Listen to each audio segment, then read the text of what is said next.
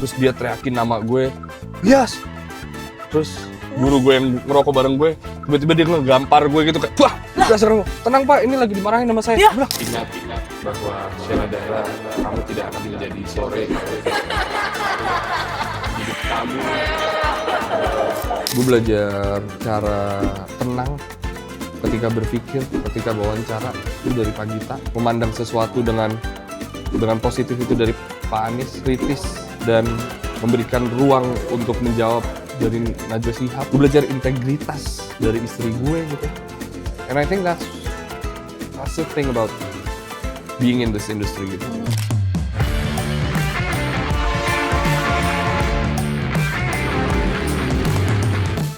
Hey guys, hari ini gue lagi nunggu dijemput sama Jakarta Journey. Kita mau jalan-jalan. Mobilnya apa ya? Adit tuh waktu itu mobilnya bagus. Pak Anies bagus juga. Penasaran gue. Hai, Gua akuin selamat datang ke mobilnya keren. Bohong. Lo kayak orang paling kaya yang pernah wawancara gue deh. alah. Mobilnya baru mulu. Enggak dong, it's called kerjasama, Bu. Hey guys. Apa kabar? Baik, Didis apa kabar? Thank you loh, baik, alhamdulillah. Udah mau jalan-jalan sama Jakarta Journey. Kita yang jauh dong ke Bandung gitu nih kayak. Bukan Jakarta Journey namanya. Oh iya kayak bener, gitu ya. bener. Gimana hari ini? Menyenangkan. Hari ini apa ya? Hari ini gua ngapain ya? Hari ini bangun pagi kita Langsung take kerja? podcast, syuting, Oke. kemudian kesini, Aha. terus tukar pekerjaan. Sekarang gue yang diwawancara. Jadi hari baru mulai. Hari baru mulai, Jam oke. berapa sih sekarang? 2:30 baru mulai.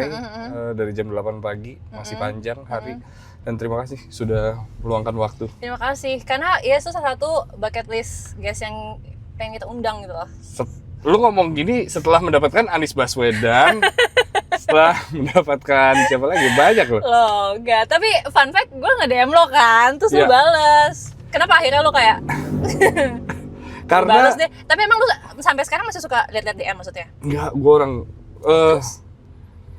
gue tuh orang paling tidak balas DM. Jadi karena gue tahu, maksudnya gue tahu lo dari Adit, gue tahu lo dari beberapa orang. Jadi gue pasti meluangkan waktu untuk melakukan itu karena gue tahu rasanya ketika gue nge-DM gak dibales.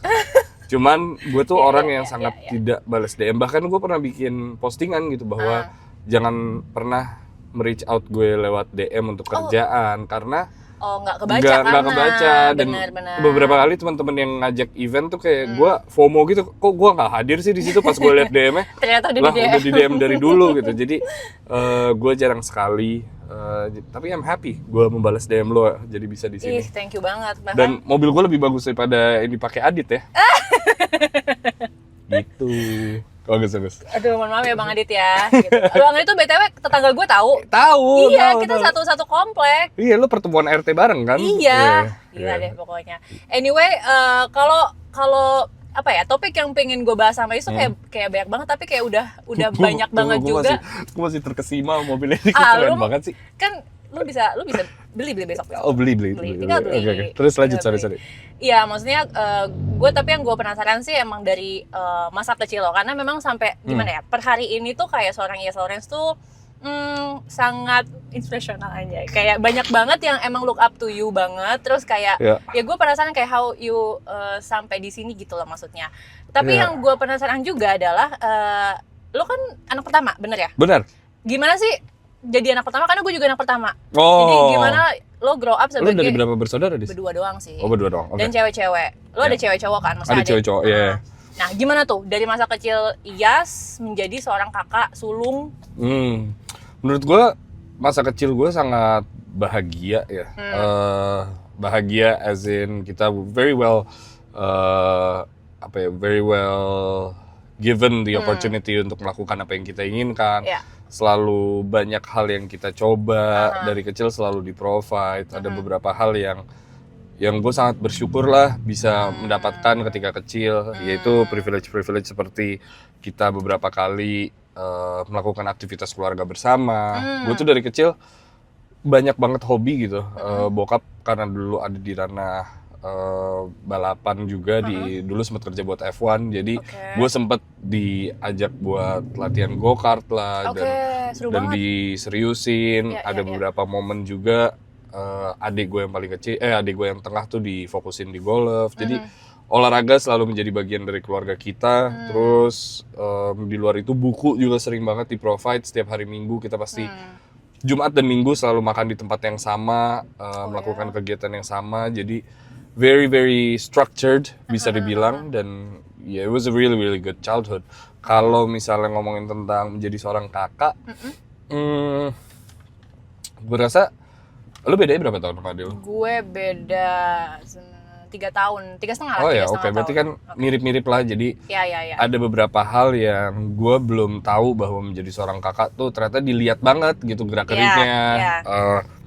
Nggak pernah di-remind bahwa apa yang lo lakuin tuh bisa ngefek ke mereka lo gitu. True, Dan terlihat banget sekarang apa yang mereka lewatin di sekolah mereka.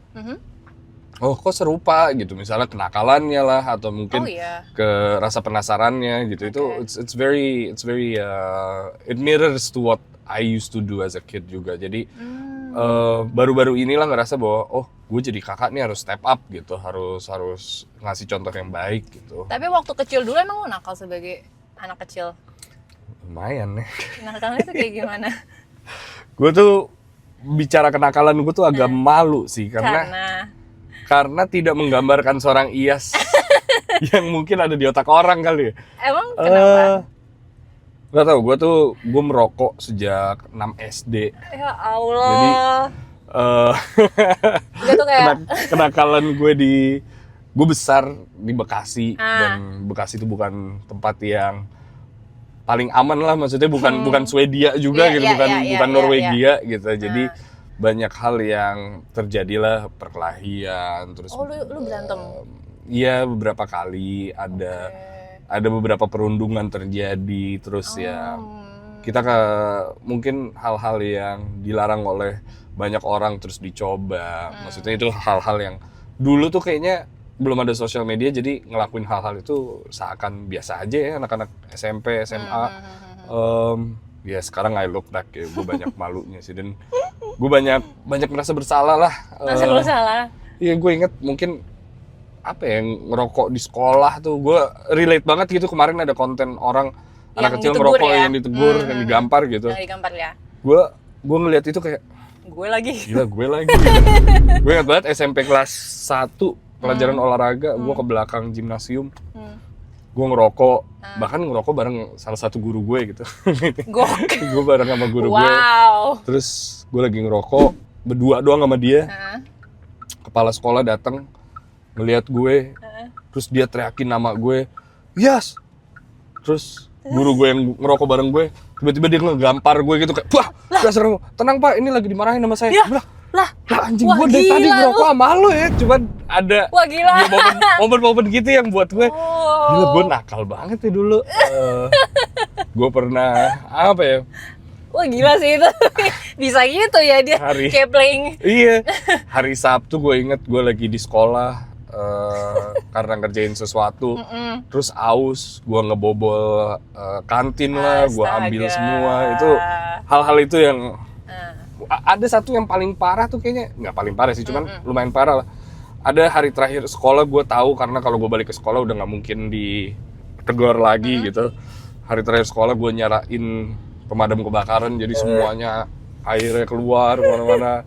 Ya teman-teman SMP gue lah paling tahu masa-masa itu, dan ya kalau kita ketemu ya ketawa lagi. Iya. Tapi international school kan? International school, ya. Berarti bandel banget dong jatuhnya. Iya kebetulan.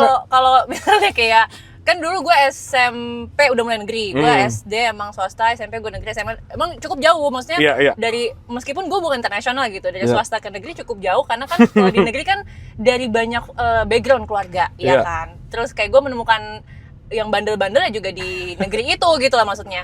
Tapi lo international school tuh sebenarnya nih paling bandel berarti kan? Gue tuh pernah dibilang sama guru gue, lo tuh cocoknya anak negeri tau gak, lo kelakuan kayak gini.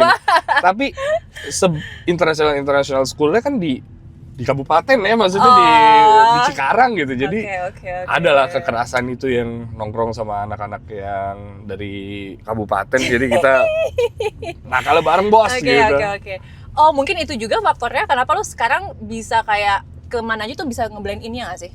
Itu salah satu faktor nggak sih? That's a really good point. I think that helps me being grounded, bisa ngobrol sama beberapa orang, karena beberapa kalangan yang internasional bisa, yang di luar gerbang sekolah pun bisa, karena kan tentu yang shape gue ketika kecil itu kan bukan hanya lingkungan sekolah ya, maksudnya di luar pagar juga. Itu kan langsung pabrik gitu, langsung warga sekitar gitu.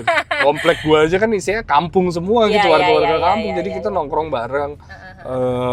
Ya kita minum dari air yang sama ibaratnya. Jadi kita akan ketularan apa yang mereka miliki, mau itu positif ataupun negatif zaman dulu, Pak.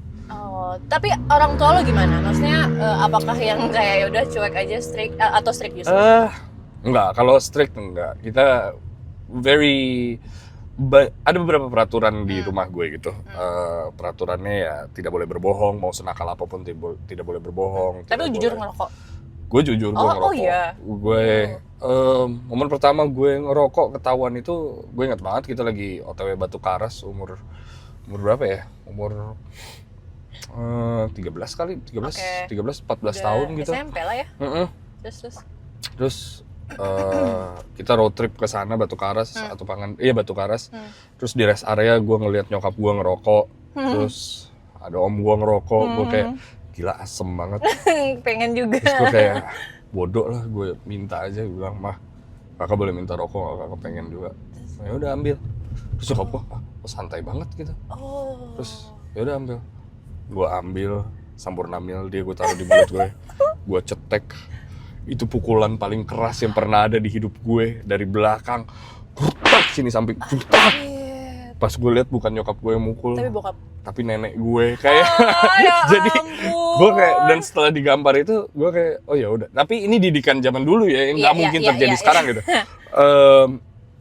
Ternyata nyokap gue ngaduin ke nenek gue gitu, yang kayak lihat tuh cucu lo gitu. Yeah, that's how I learned gitu sih. Wow. Seru ya? Lumayan ini juga ya, maksudnya berarti orang tua yang lebih tipe santai, tapi justru nenek yang ngarahin gitu kan? Orang tua gue santai banget sih. Kita tuh merayakan ulang tahun dengan membuka botol wine. Kita merayakan ulang tahun dengan banyak pesta di rumah. Anak-anak sekolah tuh suka datang ke rumah buat ya nginep gitu. Jadi gue tuh nggak pernah inget momen kesepian sebetulnya. Selalu ada orang aja gitu. Gitulah. Dan apakah menurut itu satu faktor penting dalam perkembangan lo sampai saat ini gitu, maksudnya dengan ya privilege itu ya bisa gue bilang ya maksudnya? Ya, I feel like hubungan gue dengan banyak orang tuh gue maintain kan, itu salah satu hal yang sangat penting. Ngobrol dengan banyak kalangan hingga akhirnya sekarang bisa berbicara dengan beberapa orang gitu, dan gue sangat beruntung karena melihat let's say kejadian pandemi kemarin banyak yang punya bubble sendiri, kurang bersosialisasi. Gue rasa tuh semua orang bisa berbicara, ternyata ada loh yang sulit untuk mengungkapkan perasaan mereka secara bertanya gitu, dan ternyata faktor gue bisa bergaul tuh ternyata itu membantu sekali gitu. Nah, itu dorongan lu sendiri berarti, lu kayak nggak diajarin kayak, ya kalau berteman tuh harus sama siapa aja gitu, apa? Enggak sih, itu dorongan. Gue tuh anaknya penasaran banget dan selalu bertanya, dari dulu tuh suka banget nongkrong di tempat supir, nongkrong di tempat ya pangkalan ojek gitu, karena kan rumah gue balik lagi deket beberapa wilayah kampung kan, dan gue tuh nggak pernah punya gadget dari kecil. Punya HP untuk kebutuhan nelpon, untuk kebutuhan ngabarin gitu. Tapi nggak pernah punya PS. Gue tuh PS baru punya kuliah kayaknya deh. Kuliah. Wifi di rumah tuh baru dipasang gue kuliah. Jadi bokap gue tuh mewajibkan kita untuk keluar, get out there gitu. Gue inget rumah kita tuh nggak pernah punya wifi, bahkan saat kita tuh ada satu rumah, we have a vacation home di Bali kan. Dan sempat tinggal di Bali juga kan? Sempat tinggal di Bali juga, dan vacation home kita di Bali itu hingga saat ini 2025 kita tuh nggak ada wifi. Di Bali tuh? Di Bali, di rumah itu. Karena bokap gue tuh selalu bilang ini tuh tempat istirahat, kita nyaman di sini, nggak diperuntukkan untuk kerja gitu. Kalau lu mau kerja, lu sana keluar ke Starbucks kek, kemana kek. Pada saat itu kan cuma ada Starbucks kan deket situ. Ya lu ke mana kek untuk minta wifi gitu, dan itu melekat sampai sekarang gitu bahwa yang kita harus lakukan tuh ya get outside, go see some feel some fresh air, socialize outside gitu sih. Nah, dari cerita-cerita lo yang tadi bandel itu sampai lu kapan lu kayak sadar kayak wah gue jadi contoh nih buat adik-adik gue gitu. Jadi kakak apa kayak ya udah. Jujur maksud gue juga ada beberapa ya banyak banget yang gue sesali hingga detik ini gitu, kayak bahkan kemarin ngapain nih gue kayak gini, ngapain nih gue ngelakuin hal-hal yang seharusnya nggak dilakuin. Gue tuh baru sadar bahwa lo tuh harus berperilaku baik di depan umum karena dilihat oleh umum sih. Gimana ya? Gue nggak pernah sadar kalau menjadi di wajahnya Magna Talks atau wajahnya The Friday Podcast atau bahkan dikenal di ya lu tadi bilang gitu pas off air gue nyoba film gitu, nggak pernah sadar bahwa ada yang ngeliatin gue nih, ada yang sadar bahwa I exist gitu. Sekarang baru sadar dan ya harus lebih hati-hati jaga-jaga banget sih gila, gue takut banget gue takut tiba-tiba viral gitu. Iya, takut tiba-tiba viral, takut tiba-tiba apa. Meskipun gue tuh tipe orang yang percaya bahwa seseorang itu tidak bisa didefinisikan dari masa lalunya. Gue yakin banyak banget orang di luar sana yang melakukan hal zaman dulu pasti udah berubah gitu, nggak menjadi dirinya yang seperti dulu gitu. Dan ya Pak Anies juga pernah di sini, he said the exact same thing gitu last week pas gue ketemu, dia bilang ketika dia ada di menjabat gitu, dia juga bilang bahwa orang-orang yang kerja dengan periode lama ya bukan berarti mereka didefinisikan oleh periode tersebut gitu. Mereka harus move on dan pentingin lah masa depannya daripada masa lalunya itu sih. Karena belakangan ini banyak banget cancel culture. Benar. Iya. Ya dengan perkembangan. Lo nggak klakson sama-sama mobil listrik? bukan Vespa, ini bukan Vespa. Bukan sama ini. Orang beda merek juga. Gimana? Iya sih, nggak, maksudnya kayak benar karena ya dengan perkembangan informasi yang cepat banget, tapi itu juga bisa jadi bisa jadi bahaya juga gitu dengan cepatnya viral dan lain sebagainya macam kan. Asli. Nah, tapi kalau bicara soal pertemanan, lo tuh tipe yang berteman kayak gimana maksudnya? Teman yang seperti apa? Oh, gua tahu lo, tanya teman-teman gue deh, cuman tapi kalau define diri lo sendiri gimana? Gue tuh anak yang clingy kali ya. Serius? Iya, gue clingy banget gitu. Itu kok pacaran kali? Enggak, gue sama istri gue apalagi. Cuman kalau gue sama pertemanan gue, sahabat gue namanya Niza gitu. I'm very clingy from the first day we met gitu. Banyak hal yang gue selalu kepo. Lu ngapain sih? Ini siapa sih laki ini? Kayak gue selalu I'm that type of guy. Dan itu yang gue sama Adit gitu. Gue selalu nelpon dia di saat bosen di mobil, dia pun ngelakuin hal yang sama. Lucu banget. Gue jemput anaknya sekolah gitu, hal-hal gitu yang menurut gue itu nggak perlu ngomong kayak gue sayang sama lo, tapi lebih kayak ngelakuin aja gitu. And I know we all feel the same gitu, pertemanan gue dan orang lain gitu sih. Nah, lu tipe yang bercerita ke teman apa justru ke pasangan? Oh, ke pasangan. Gue mempelajari bahwa you cannot trust anyone. But your partner. Not only but my partner gitu. Well, anyone can betray me ya. Cuman at the end of the day, I married someone that I believe I can tell anything about. Dan yang lu trust ya. Dan gini loh, beda bahwa banyak yang memvalidasi pertemanan sehat itu apapun yang lo lakukan akan di-support gitu. Menurut gue itu nggak benar gitu. Let's say ketika gue selingkuh, amit-amit gitu, teman yang baik tuh akan mengingatkan bahwa itu salah gitu, bukan mensupport aksi buruk lo gitu. Jadi I can tell anything to my wife gitu, to Indira. Cuman at the end of the day kalau gue salah ya dia menjadi pengingat gue. Dan kenapa gue bisa ngomong itu karena ya setiap kali gue cerita dan gue salah, gue refleksi diri gitu. Oh iya benar juga ya pasangan gue gitu, she knows more gitu. Ya begitulah. Seberapa kita beralih ke pasangan. Seberapa Silakan. besar peran pasangan lo dalam decision? Ya kalau hari ini udah menikah mungkin Besar banget lah. banget ya. Karena ya kita baru menikah kan, baru Ya. 1 tahun menikah, Ya. tapi kita bersama 10 tahun. Pasangan gue ini, Indira, kayaknya every decision that I make, kalau bukan apa sih nyebutnya, kalau dia tidak setuju ya tidak akan berjalan dengan lancar gitu. Dia selalu benar gitu. Itu benar. Kayak bahkan my injury gitu. Beberapa hari lalu gue kan wow, selamat datang di Jakarta. Sabar. Ini dia nih. Yang Ini nih ya, Jakarta Pak. nih. Sus. Kayak misalnya my injury gitu. Dia mengingatkan bahwa tuh kan gara-gara over olahraga, coba lo dengerin tuh gue udah diingetin gitu-gitu. sebelumnya. Iya, Olahraga, oke. Kalau nggak Terus. dapet apa sih namanya sebutannya apa sih? Apa tuh? Persetujuan tuh apa ya bahasanya kalau ini? Kalau Blessing. nggak dapet blessing dia tuh pasti ada aja yang kejadian. Oh iya. Jadi gue mendingan dengerin dia daripada enggak gitu sih. Jadi Iya. sekarang jadi denger banget. Iya, banget sih. Iya menarik sih karena ya sebenarnya POV dari seorang istri ya, kan gue juga udah married. Mungkin yang emang kita pikirin kan emang yang terbaik aja kan Iya. buat pasangan, tapi ya itu kadang tuh dalam pernikahan kan memang pasti ada gimana sih kalau lu dua piring jadiin satu kan pasti kayak Iya. ada ego masing-masing gitu. Nah, itu kalian maintainnya itu gimana? Ego masing-masing ya. Kita 10 tahun bersama, jadi kita cukup sadar bahwa hidup gue akan selalu bersama dia, hidup dia akan selalu bersama gue, akan selalu berkaitan gitu.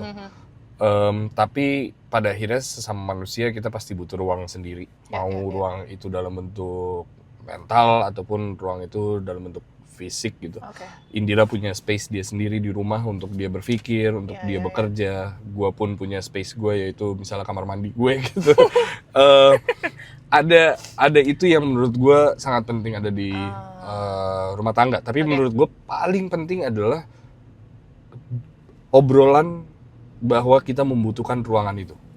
Karena banyak banget pasangan yang Artinya me time ya, bukan? Atau gimana? iya, dan me time itu harus dibahas. Bahwa I need to go in my room, jangan ganggu. Jangan ganggu. Karena kalau banyak juga pasangan yang memang butuh ruang masing-masing, pada akhirnya gue cabut ke sini deh, gue lari ke olahraga, gue nggak ngasih tahu istri gue, atau gue mau nyalon aja 4 jam gitu. Kayak nggak ngasih tahu. Nah itu kan yang akan merusak chemistry itu. I think communication is the key to really to a really nice marriage maybe ya. Gitu sih. Percaya nggak lo kalau, atau mungkin lo pernah dengar nggak yang kayak tantangan pernikahan terbesar tuh ya di tahun 1, 5, Oh ya. 7, apa 10 Iya, gitu? I feel like tantangan terbesar sebuah hubungan tuh tahun ke-5 sih. Mau itu bersama pasangan ataupun rekan kerja ataupun perusahaan sendiri gitu. Ada yang bilang juga sebuah perusahaan kalau udah lewatin 5 tahun itu akan it defines bahwa perusahaan lo bisa berhasil atau bangkrut gitu. Iya. I believe it because I went through it. Ya. Tapi gue kayaknya bukan tipe orang yang sangat superstitious terhadap beberapa hal. Iya. Gitu sih. Ya berdasarkan pengalamannya aja gitu, maksudnya ya lo kan hadapin aja gitu kan. Lo udah berapa tahun, Des? Gue going to 5. Going to 5? Yes. Wow. Yeah, I think the 5th year was challenging for me as a pacaran gitu, tapi atau mungkin lo emang udah karena pacaran selama lama itu kali ya. Jadi mungkin udah melewati masa perkenalannya udah lama juga gitu kan. Gitu sih. Ada dream couple nggak kalian? Oh, ada lah. Siapa? Kita tuh. Oh, dream couple maksudnya orang lain. Iya, yang kayak kalian pengen deh Enggak kayak lagi. gitu. Kita nggak ada lagi kalau dream couple, nggak ada sama sekali. Kita tuh tidak Mengidolakan. Iya, jarang banget kita mengidolakan siapapun itu. Kayak alhamdulillah ketika kita bersama, kita berkenalan dengan banyak orang dan belajar sedikit-sedikit pelajaran dari banyak orang gitu. Not everyone is perfect obviously, and kita juga ngaca gitu. Banyak orang yang di luar sana ketika kita menikah, oh my god, pernikahan Iyas dan Indira lucu sekali. Iya, silakan ambil referensinya gitu. Tapi bukan berarti kita juga pasangan terbaik karena pernikahan kita sebegitu indah gitu. Enggak, it doesn't define who you are kan. Ya selama kita masih bisa belajar dari banyak orang, kenapa enggak gitu. Iya. Dan kalian punya berapa pet di rumah? Wah, too much. Terlalu banyak. Ada kucing juga ya? Dua Karena Indira anjing. suka hewan. Kita berdua suka hewan. Indira lebih suka menyelamatkan hewan. Kalau gue Iya. lebih suka main sama hewan. Kita punya 16 kucing, Serius? dua anjing, 1 kelinci.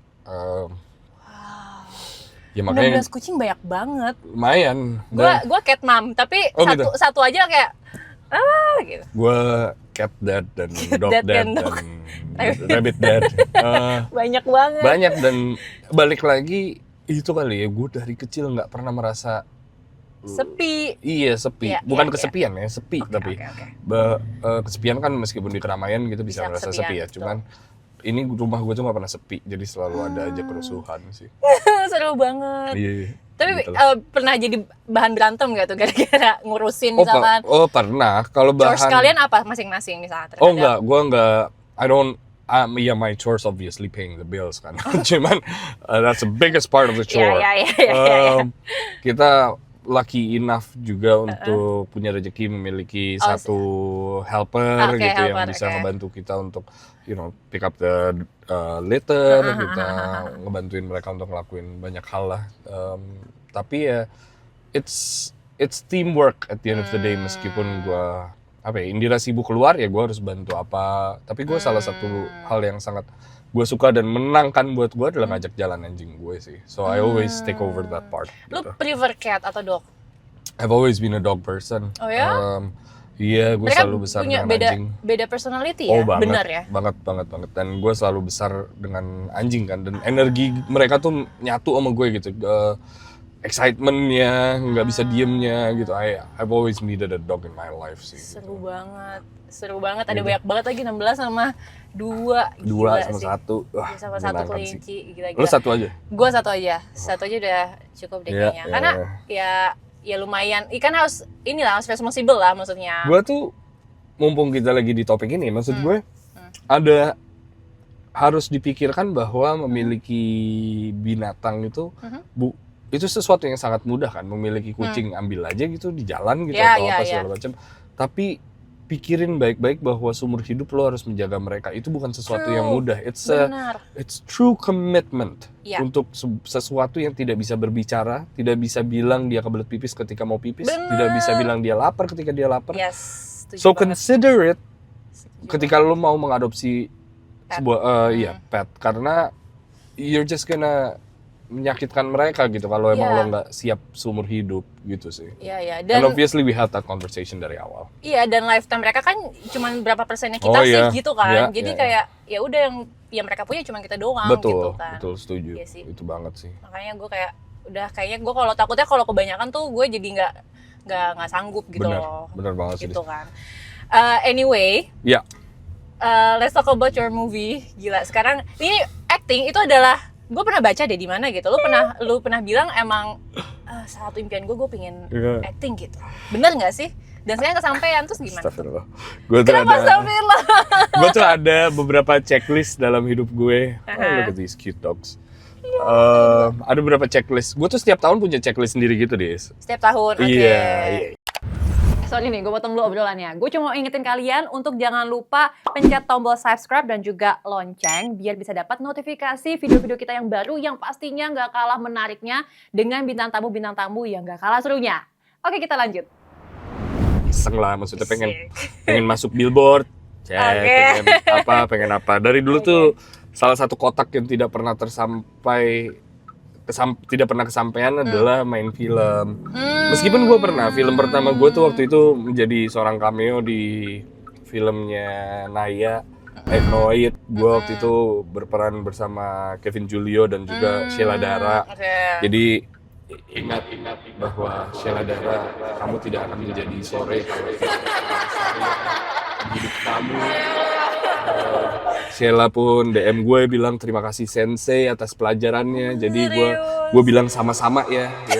Gokil, takut banget. Karirmu gara-gara aku. Takut banget nih, takut. Enggak. Gue tuh gue mencoba itu checklist lah gitu. Sampai akhirnya kemarin ada tawaran Ratu-Ratu Queens gitu.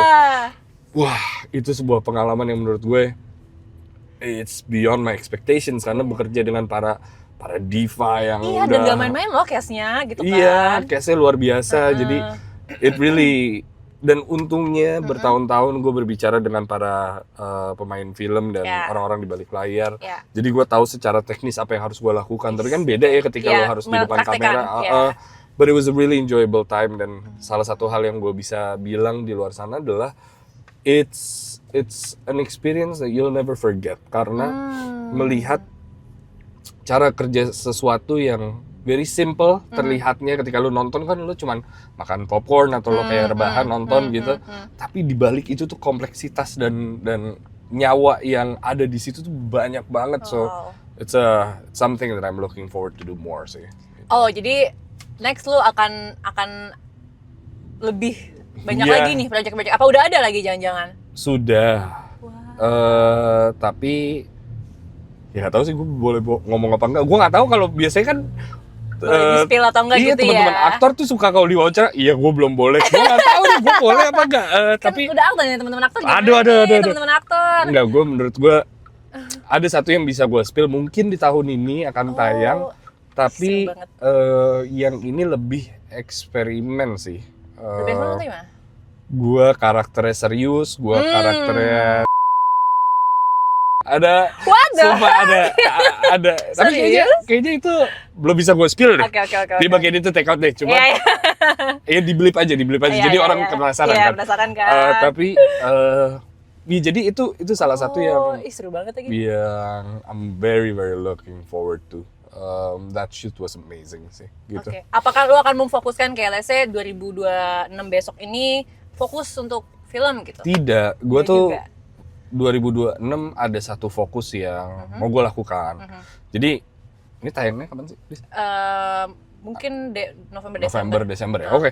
Jadi by now gue udah announce juga, tapi di detik ini gue belum announce ke siapa-siapa. Jadi Didis menjadi salah satu yang pertama mendengarkan juga bahwa gue tuh lagi break Makna Talks. The Friday Podcast ini lagi break dulu sampai waktu yang belum gue tentukan. 2026 ini besok? Dari November. Jadi dari November kita stop dulu sampai nanti entah kapan, karena gue mau fokus menyelesaikan buku gue. Nice. Gue lagi menulis buku, yaitu 100 wawancara yang paling berpengaruh dan ya tidak mengucilkan berapa 400 lainnya, cuman lebih kayak I think I wanna put out something that's really important for me gitu, yaitu obrolan-obrolan ini sih gitu. Seru banget. Di sini gimana nih kita? Iya, tadi gue mau ke kiri sebentar. This is the real struggle ya dalam episode-episode gue. Lo take your time ya. Cuman maksud gue gini, gue tuh nggak akan bisa jadi kayak lo nih, wawancara sambil nyupir karena di Jakarta nyupir gue tuh males banget. Udah gitu di Kemang lagi. Waduh, Kemang lagi, gila. Kemang tuh bener-bener ya. Nah ini perjalanan ke kantor gue lumayan menyenangkan kan? Iya. Makanya. Dan ini hari-hari, apalagi pas bawa Pak Anies kan, Pak. Sambil tegang, terus ada 2 mobil di belakang lagi ngikutin gitu kan, jadi kayak gue nggak boleh salah, nggak boleh apa. Serem. Oke. Anyway, kita akan lanjutin obrolan kita ya ke apa namanya segmen sabar bisa sambil ngomong nggak deh lo? Bisa ya, terang. Oke. Good at it nih. Lu udah berapa episode sih, Des? Gue udah 40 something deh, tapi yang belum tayang mungkin udah sampai 50 plus 50 yang belum episode. tayang. Lu nyupir udah 50 kali? Iya. My goodness, how do you do it? Gila sih, gue nggak bisa sih kayak gini. Iya, makanya topiknya Jakarta jadi santai aja, ngobrol santai. Jadi not pressure ini gitu loh, maksudnya nggak ada pressure di gue. What's your relationship with Jakarta, Des? Gue sebenarnya lahir gue di Jawa Timur sih. Gue besar di BSD, jadi gue anak BSD banget. Terus ya udah pertama kali gue ke Jakarta tuh ya pas gue kerja. Jadi kan gue pertama kali kerja itu di stasiun TV kan, reporter berita. Terus ya udah dari situlah gue baru mengenal Jakarta. Dan kalau reporter kan dulu liputannya kemana-mana ya, maksudnya jadi gue benar-benar tahu. Gue merasakan lah.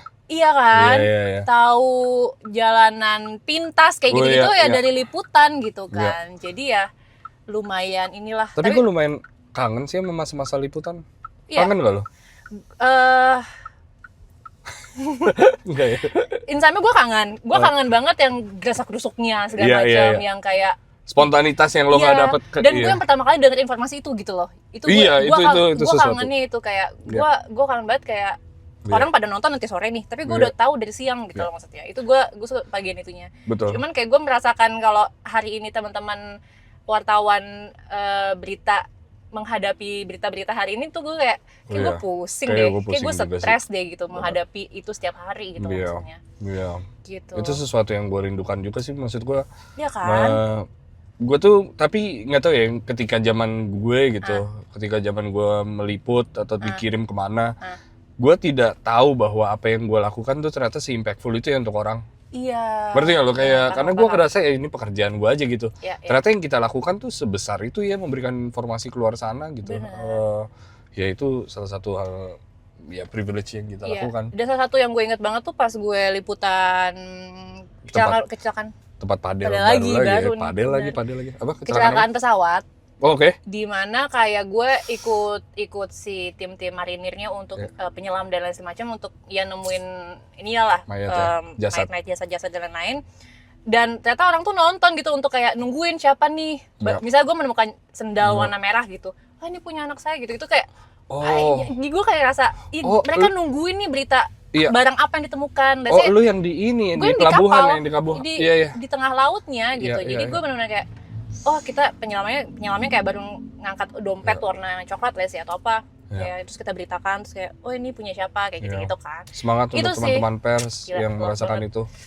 Anyway, kita udah mau nyampe nih. Gue mau main Betul. ke Magna Talks Boleh dong, hari boleh ini. dong. Kita main-main ke sana.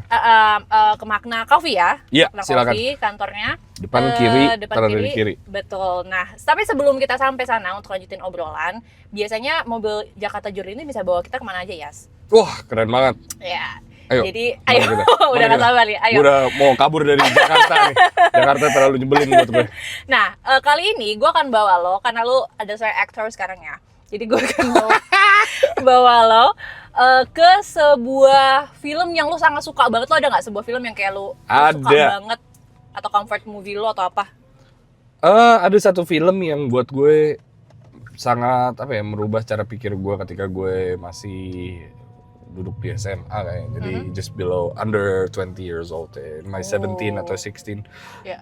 Film itu adalah 12 Angry Men. 12 Angry Men. 12 Angry Men, filmnya hitam putih, setnya juga cuma satu. Iya. Itu film luar biasa sih. Mau ngapain kita dengan Oke, film itu? kita ceritanya sekarang udah di film 12 Angry Men. Wah, hitam putih nih semua. I want you to watch this because I don't want to have to do it again. I'll make myself about 6 or 7 inches shorter, okay? It's about right, maybe a little more. Okay, a little more. Didi, selamat datang.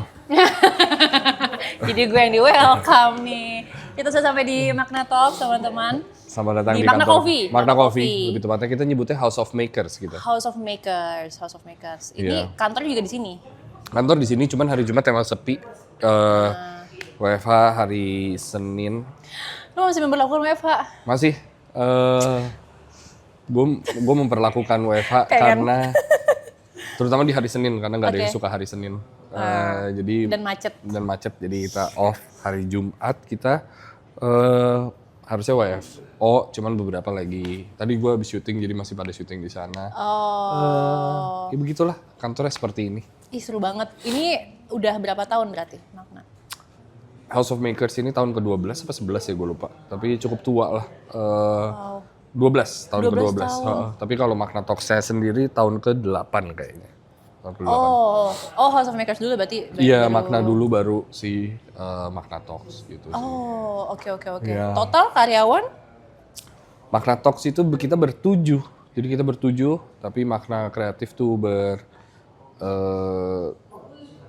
lebih dari 10 kayak. Lebih dari 10. Magna Coffee ada 5 kayaknya. Magna Talks 7, berarti yang handle yang si program-program di Iya. digital Iya. YouTube itu?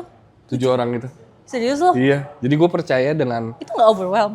enggak, I feel like ada fase hidup kita yang kita punya lebih dari 10 orang. Itu tuh kita overhiring banget, ngerasa overhiring banget. Sedangkan potensi beberapa anak ini bisa kenapa kita harus ngegaji belasan orang dengan gaji yang biasa aja, tapi kenapa nggak kita ngegaji mereka dengan lebih, tapi ya mereka potensinya bisa dikembangkan lebih gitu. Jadi we apply that and it worked out pretty fine gitu sih. Nah, waktu itu kan juga sempet di tahun-tahun di mana lo kayak sempat kerja di mana-mana gitu loh maksudnya. Iya. Dan ada ngebangun juga Iya, gitu kan. iya. Itu gimana maksudnya? Dan alhamdulillahnya survive gitu maksudnya. Up until today gitu. I think fase itu fase paling melelahkan dalam hidup gue secara mental, secara fisik. Itu 2002 berapa ya? 22. Gue tipes 6 kali. Anjir. Karena kan, kali. ya lo tau lah rasanya jadi pembawa berita. Iya. Dijemput di rumah, apalagi gue dari Tambun gitu, jadi dijemput jam 2 pagi. Di set jam 4 kita harus tahu apa yang terjadi di Meksiko, di apa segala macam. Lo riset dulu, terus on cam jam 6, belum lo nahan buang air kayak ya kan lo tahu rasanya kan. Bener. Terus baru selesai jam 9, lagi ngantuk-ngantuk kayak gue harus ke gedung Bank Mega untuk gue bantu di sana. Terus ke sini siangnya untuk meeting, abis dari sini gue siaran radio di lagi, Hard Rock astaga. sampai jam 8 malam. Astaga. Balik ke rumah baru nyampe rumah jam 10, jam 2 dijemput lagi. Jadi ya itu momen produktif gue, tapi at the same time it was very very depressing for me as a person gitu. Dia jadi mobil listrik gimana dong Bis? Kayak gimana dong? Gimana? Ya nggak menyesal sih. Cuman kenapa waktu itu lu berkenan gitu ngambil semuanya gitu. Seperti apa yang gue bilang tadi, ada checklist dalam hidup gue yang ingin gue lakukan gitu. Dan salah satunya adalah bawa berita, salah satunya adalah menjadi penyiar radio, salah satunya juga adalah mendirikan perusahaan orang lain. Dan gue berpikir bahwa gue masih punya energinya yang ternyata ya it put a toll on me sekarang gitu. Gila, gue tuh capek banget ya ternyata itu. Tapi ya no regrets. No regrets, karena ya udah jadi mobil listrik itu jadi dan mobil banyak listrik kita. dan banyak inilah, jadi banyak pengalaman, banyak experience yang dialami gitu kan maksudnya. Benar. Ya. Tapi yang menariknya gimana caranya lu bisa maintain itu semua, maksudnya at the same time si maknanya juga tetap harus. I think menjawab itu paling tepat adalah pick the right people that you trust. Oke. Tapi ada batas mempercayai gini, pick the right people to trust, tapi don't trust everything with them gitu. Lu tetap harus ada di situ untuk nge-manage gitu. The people that work for me, hal paling pertama yang harus mereka lakukan pastinya adalah memiliki sense of belonging yang sama. Mau mereka bekerja dengan sangat bagus, tapi jiwanya dan perasaannya tidak selaras dengan kita di perusahaan, ya kelihatan gitu bahwa mereka tidak akan lama gitu. Tapi when you believe bahwa in what we do is covering what matters, what we do is the other side of every story, what we do is create the exceptional. Itu yang menurut gue membuat mereka bahwa mereka bisa dipercaya ada di sini gitu. Dan di fase itu they were there, they helped me. Dan sebagai pencetus perusahaannya tuh merasa bahwa gila, it's one of the best feelings bahwa you can leave it to them and everything ran very well gitu sih. Wow. Iya, I owe a lot to them. Berarti ini, apakah orang-orang itu memang lu pilih dari awal dengan kriteria mereka seperti itu, atau memang lu kayak pupuk sesuatu gitu ke mereka? Gua nggak tahu deh apa gue pupuk sesuatu itu mereka yang bisa jawab gitu. Cuman pada akhirnya mereka menyadari bahwa apa yang gue kasih berarti seimbang dengan apa yang kita kasih keluar. Jadi mungkin apa yang gue berikan ke mereka juga sama pentingnya apa yang diberikan informasi keluar gitu. Balik lagi tadi kita ngebahas tentang peran media dan seberapa powerful kita gitu di untuk informasi gitu. Kepentingan masyarakat itu kan selalu ujung tombaknya itu salah satunya media gitu. Apa yang diutarakan oleh negara pasti kan yang kalau nge-translate kan pasti kita gitu.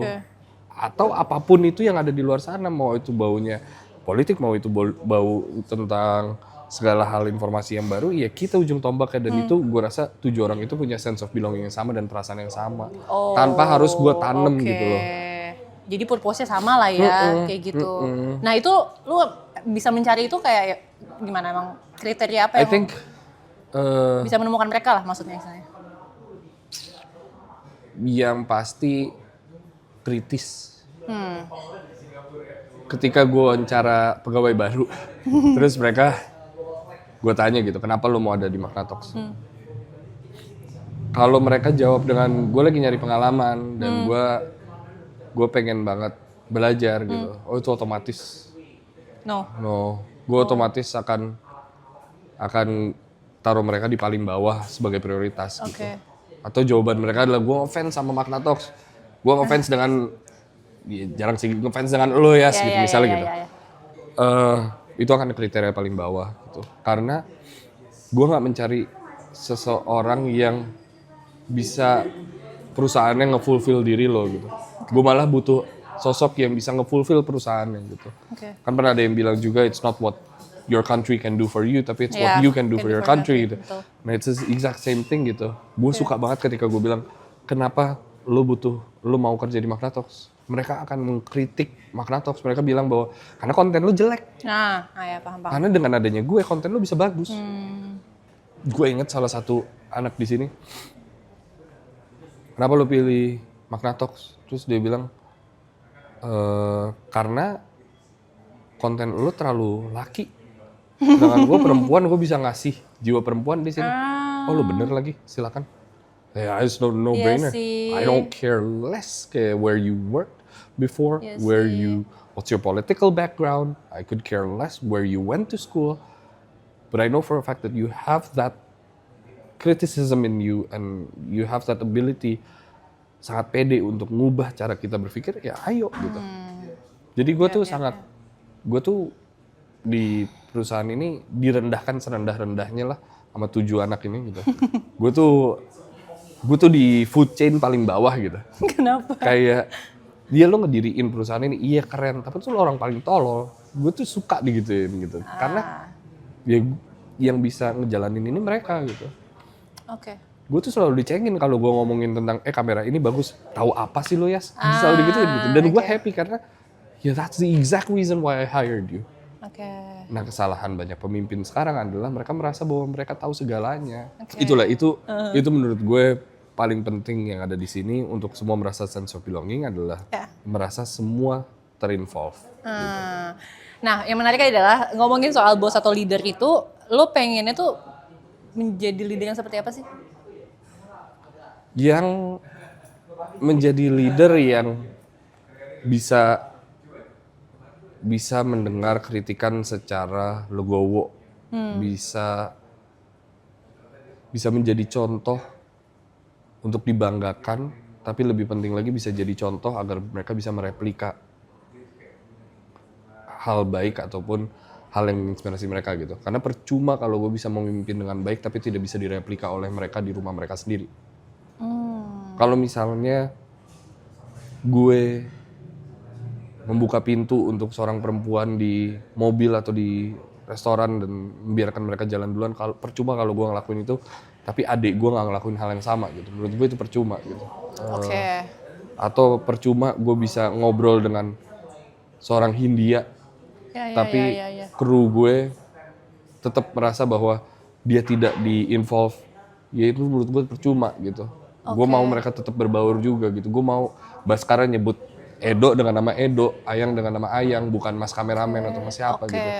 Itu menurut gue fungsi leader yang menurut gue lebih impactful daripada lo di depan ribuan orang tapi ya faktanya lo nggak begitu gitu sih. Ada nggak leader yang emang pernah menginspire lo kayak ya lo belajar ini dari mereka? Banyak gitu? Sih, gue belajar cara tenang ketika berpikir, ketika wawancara itu dari Pak Gita. Gue belajar positif, memandang sesuatu dengan positif itu dari Pak Anies. Gue belajar kritis dan memberikan ruang untuk menjawab dari Najwa Shihab. Gue belajar integritas dari istri gue gitu. And I think that's the thing about being in this industry gitu. Bertemu dengan banyak orang, kita mengambil sedikit-sedikit dari masing-masing, itu menurut gue penting sih. Wow. Emang memang seorang interviewer banget ya. Jadi maksudnya lu punya kesempatan untuk kayak belajar dari banyak orang jatuhnya. Tapi lu juga pengalaman bekerja di media punya orang gitu ya. Maksudnya lu setuju nggak kalau misalkan kayak kita sebagai pekerja media itu pasti akan tergantung sama siapa ownernya. Let's say di konvensional lah, misalnya kayak TV berita pasti kan akan tergantung siapa sih si pemretnya mungkin atau si ownernya dan lain semacam. Nah, sekarang lu bikin media juga, maksudnya lu maknanya ingin dilihat seperti apa sih gitu maksudnya? Ingin dilihat seperti media tentunya gitu. Yang kayak gimana maksudnya? Yang tidak dimiliki oleh satu orang.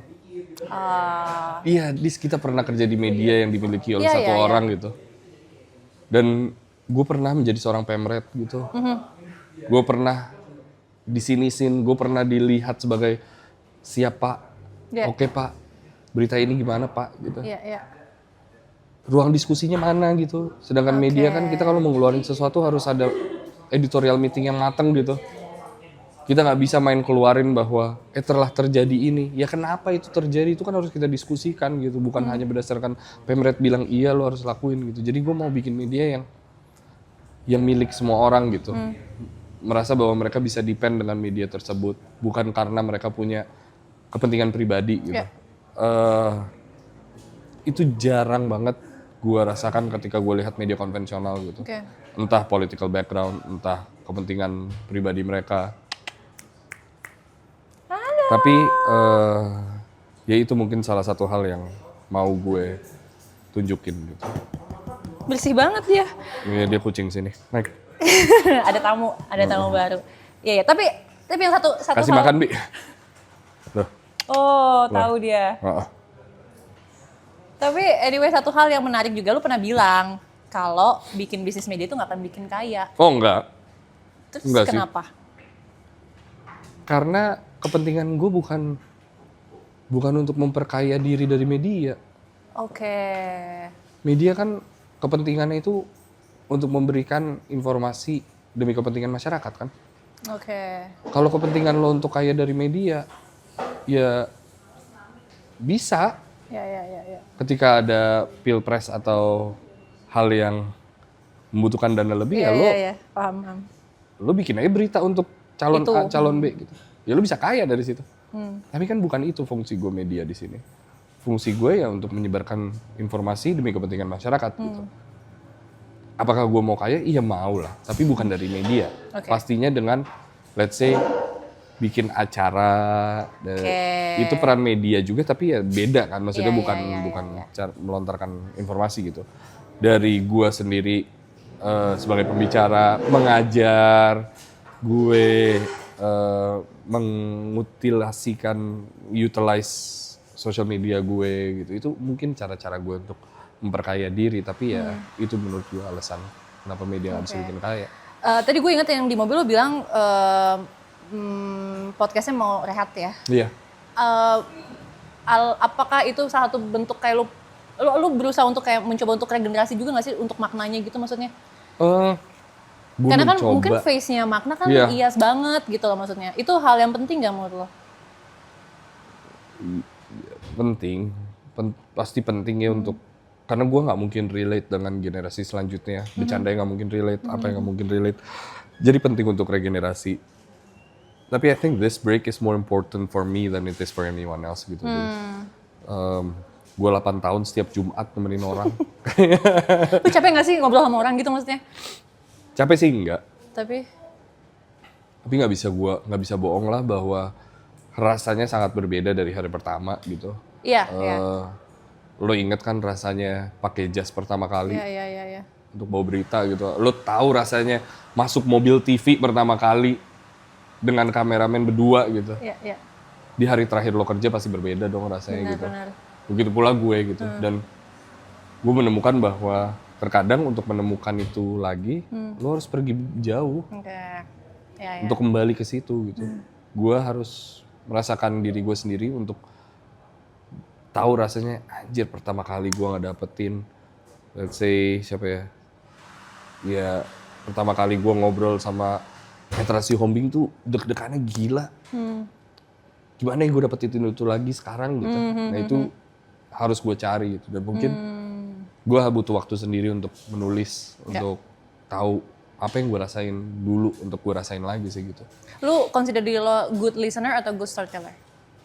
I'm a good listener, I'm not a good storyteller. I mean, people say I'm good at both, cuman my wife think I'm a good storyteller, I'm not a good listener, jadi pasti beda-beda. Cuman at the end of the day, I think I'm a good listener karena gue suka banget belajar hal baru, terutama dari orang-orang yang bicara.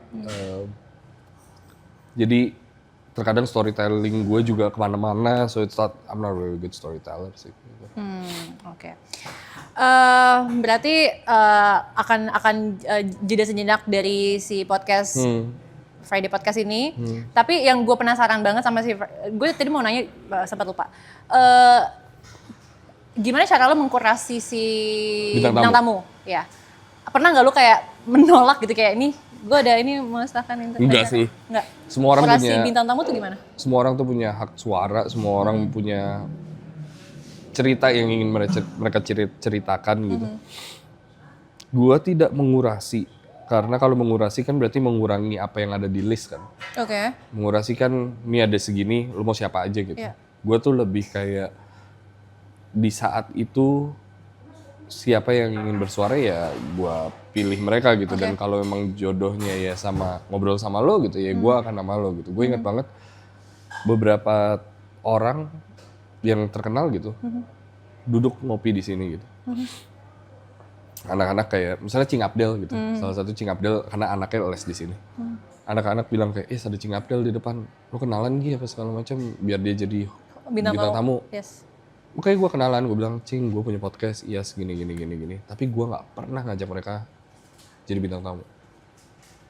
Karena kalau waktunya belum, ya emang belum gitu. Kayak jodoh aja gitu. Lo harus ngerasain vibe-nya dulu gitu. Berarti decision-nya dari lo ya? Decision ada di gue, tapi decision kadang-kadang ada di anak-anak. Kalau emang koneksinya tepat gitu, atau dia rasa kayak, oh iya gue tahu lo, gue mau dong jadi bintang tamu. Oh ayo dengan senang hati, gue juga mau ngundang lo, tapi nggak enak gini. Pada saat itu Cing Abdel nggak kenal gue siapa. Jadi gue nggak enak untuk kayak mau gue jadi tamu. Dia aja nggak tahu gimana gitu. Dan nggak adil untuk seseorang lo datang on the spot mau nggak jadi bintang tamu gue. Ya, masa dia bilang gitu enggak kan nggak mungkin gitu. Jadi when the time is not right, then it's not gitu. Itu sih mungkin yang bisa gue kasih tahu cara-cara gue menemukan bintang tamu gitu. Oke, I see. Upcoming selain buku, apalagi dari Iyas atau mungkin dari Makna yang bisa kita lagi mengerjakan beberapa dokumenter.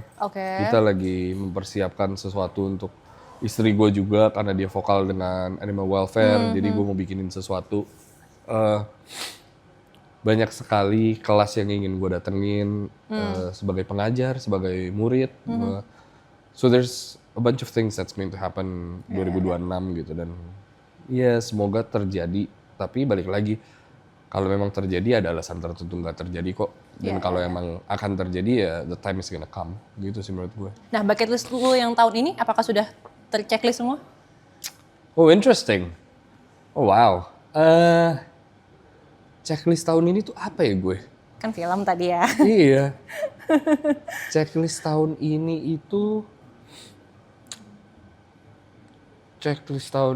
itu adalah mengajak istri gue melihat aurora. Gini sih, Dis. Sampai tahun lalu, checklist gue masih sendiri. Gue mau masuk billboard, gue mau masuk TV, gue mau main film. Gue. Tahun ini tuh checklistnya berdua, gue dan istri. Dan checklist tahun ini terbesar itu adalah udara dingin. Kita mau di udara dingin. Semoga kesampaian di bulan Januari, cuman masih nggak tahu deh. Insya Allah deh. Gitu. Insya Allah ya. Jalan-jalan. Iya, pengen sih jalan-jalan. Ke tempatnya sore ya. Wah, ke tempatnya sore luar biasa sih. Gila itu cita-cita. Ingat ya Sheila Dara karirmu masih. Itu tadi balik lagi. Anyway ya, sebelum kita closing, kita bisa ada satu pertanyaan yang kita bisa tanyakan ke semua bintang tamu Jakarta Journey. Silakan, Des. Pertanyaannya adalah, kita tahu semua orang pasti akan meninggal suatu hari nanti. Ini ada suara ledakan bentar lagi. Oh enggak, udah. Apa? Kita tahu semua orang pasti akan meninggal suatu hari nanti. Lu ingin dikenang sebagai apa sih? I never thought of that. Gue ketika gue meninggal nanti gitu, gue mau dikenang sebagai, dan gue pernah ngomong ini gitu, ketika gue meninggal nanti, the only thing that I want people to remember from me adalah I was a good husband, I was a good brother, and I was a good son. Wow. Nothing else matter. I don't care bahwa orang bilang pewawancara hebat, dia pernah berantem dengan singa, dia pernah berenang di lautan, di sungai apa gitu. I could care less. Ya, ya, ya. As long as I'm a good husband, a Good good brother. brother, and a good son, Ya. I think I will die in peace gitu. And that's the only thing that scares me, to be honest. Satu-satunya hal yang gue takutin di bumi, ada dua sebetulnya. Itu Yang pertama adalah tikus, gue takut banget sama tikus. nggak expect. Gue takut banget sama tikus. Yang kedua ada kematian. And I say that to my wife gitu. Ya. I don't know whether it's the process of death that scares me gitu. Ya. I don't know whether it's on the deathbed that scares me. Or I don't know if what scares me adalah the aftermath of my death. Setelah gue meninggal, orang-orang terlalu sedih. Orang-orang terlalu merasa bahwa ada yang mereka rasa hilang dari bumi gitu. I don't know if that scares them. I don't know if that scares me. Tapi for what I know for sure adalah I fear being not able to be in this earth anymore. So. Terima Luar kasih. biasa. Tepuk tangan, ya Flores, terima kasih banyak. Terima Sehat kasih. selalu ya. Semoga Amin. sukses. Amin. Semoga tahun depan bisa jadi jalan-jalan beneran Iya ke betul, tempat dingin. ingin sekali. Thank Ingin you sekali. banget udah mau jalan-jalan sama Jakarta Journey. Gue juga mau ucapin thank you untuk Gili yang sudah provide mobil kita tadi. Dan sampai ketemu di episode berikutnya. Bye. Terima kasih Didis. Thank Luar you banget biasa. ya. Thank you.